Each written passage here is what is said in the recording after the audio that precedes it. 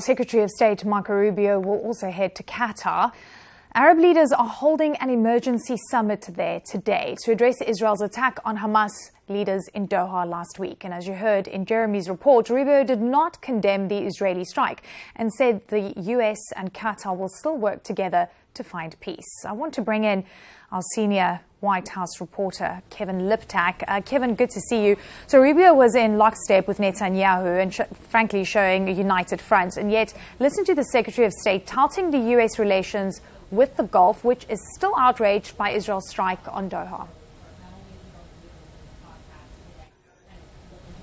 A number of things. We've been engaged with them. We've been engaged with them consistently before what happened and after what happened. And ultimately, the point we will make to everybody is that some fundamentals still remain that have to be addressed, irrespective of what has occurred. So how's the Trump administration balancing these two seemingly contradictory positions? Yeah, and it's a delicate balance for the Secretary of State this week as he's in the Middle East. And even when the president was first responding to this attack in Qatar last week, you saw a very careful calibration. On the one hand, saying that he did not think that it advanced America's interests or objectives for the region, but also saying that Hamas is worthy of taking out wherever they happen to be. Now, beneath that, there was a deep frustration in the White House about how exactly all of this proceeded, and specifically that they weren't given much of a heads up, that they essentially didn't have time to both intervene with the Israelis or to provide any kind of heads up to the Qataris that this was happening.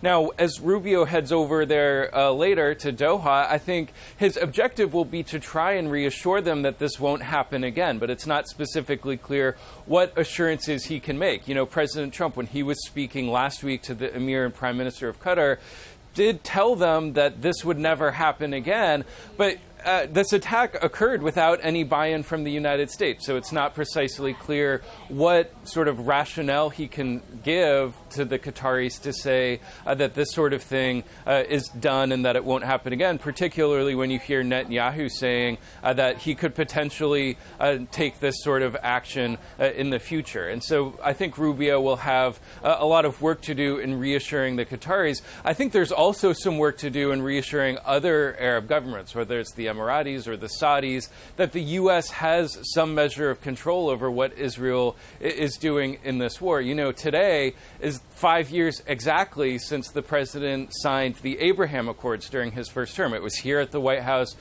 Leaders from the UAE, from Bahrain were here to sign these normalization agreements with Israel, and the president has made pretty clear that that is one of his proudest accomplishments of his first term, but he also wants to see them extended, namely to Saudi Arabia, which would be the biggest prize in all of this. But it's been pretty explicit when you listen to the way that some of these Gulf leaders are talking, that the Abraham Accords are in, serious question as the war in Gaza continues apace, as Israel begins to strike in countries that are top U.S. allies like Qatar.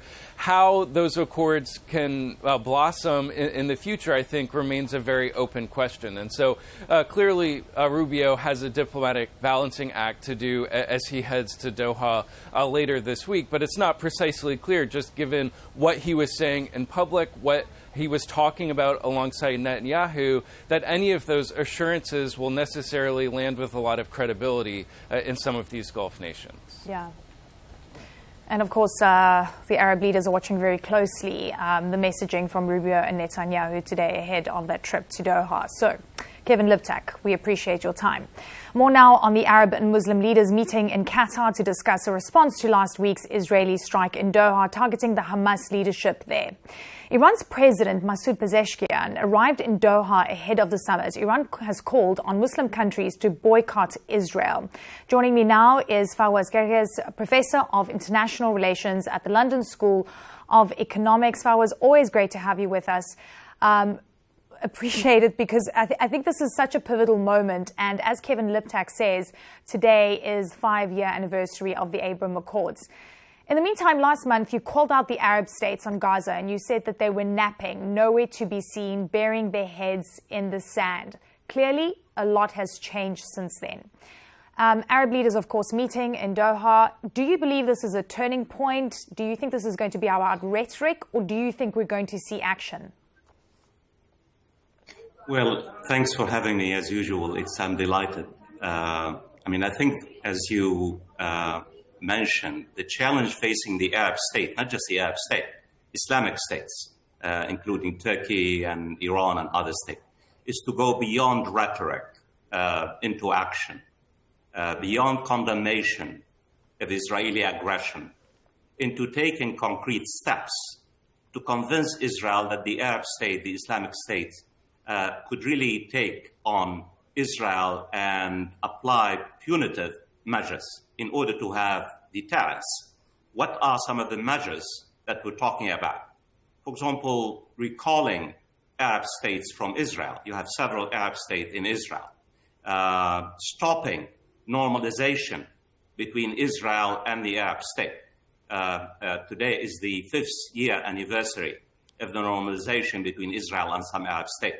And also stopping economic and political relations between the Arab state and Israel, and threatening to take further action if Israel does not really stop its war against the Palestinians.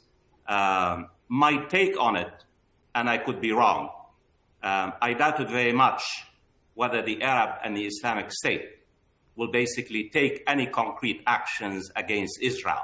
Why? Because they lack the political will, they lack unity, and most importantly, I think, they do not really want to upset Donald Trump, their patron. So what you're going to see is really a higher level of rhetoric and condemnation of Israel, but hardly any concrete material decisions or set of actions on the part of the Arabic and Islamic State. You know, it's so interesting you're saying stopping normalizations. Let me ask you this. Do you believe that we should see a suspension of the Abraham Accords as they stand right now? Because you've also said that, the Abraham Accords have survived 2 years of the war in Gaza. But can they survive this, where America had promised security guarantees, has not publicly, President Trump said that he's not happy with the strike and, they weren't warned. But what we saw with Rubio and Netanyahu today is a united front. But can the Abraham Accords survive this?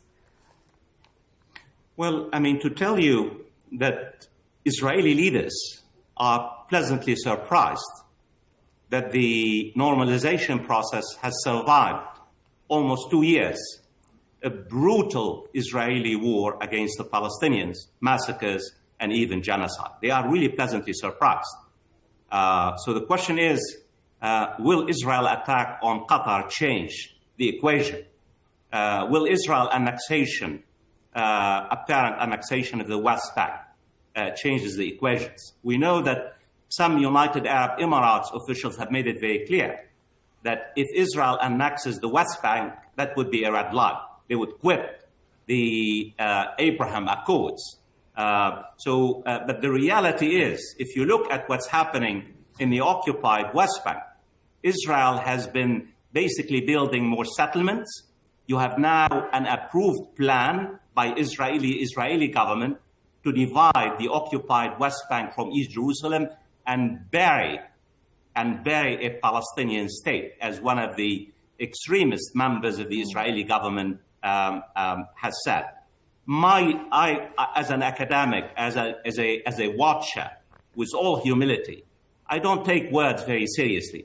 Actions speak louder than words.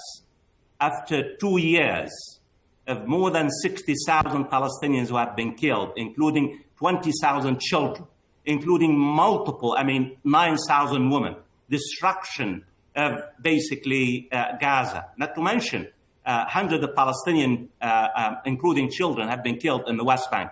I have not seen one single concrete action on the part of the Arab state in order to send a message to other Israel and the United States. In fact, Israel has been doubling down. Israel attacked Qatar last week. Yeah. Yes, indeed. And there's been so many, there's been just so many issues that I think refer to what you were saying, the Arab League has been ineffectual every time they meet. I wonder, in your mind, what is that red line? The UAE has condemned what we're seeing in terms of annexation in the West Bank, but what is, do you believe, the red line for Arab states? Well, I mean, I think ethnic cleansing of Palestinians from Gaza is a red line for Egypt. It represents an existential threat to the Egyptian regime. It represents an existential threat to Jordan. But the reality is what you have now is that the United States has given Israel a green light. I mean, you listened to the press conference between Rubio, the American Secretary of State, and Israeli Prime Minister. Unwavering American support to Israel. No daylight between the United States and Israel.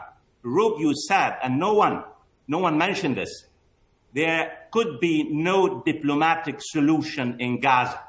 Means that Israel will continue its concise military operation in order not only to bring the hostages back, but to eliminate Hamas. So the United States now is on the same wavelength as Benjamin Netanyahu. And please, don't buy into these nuances.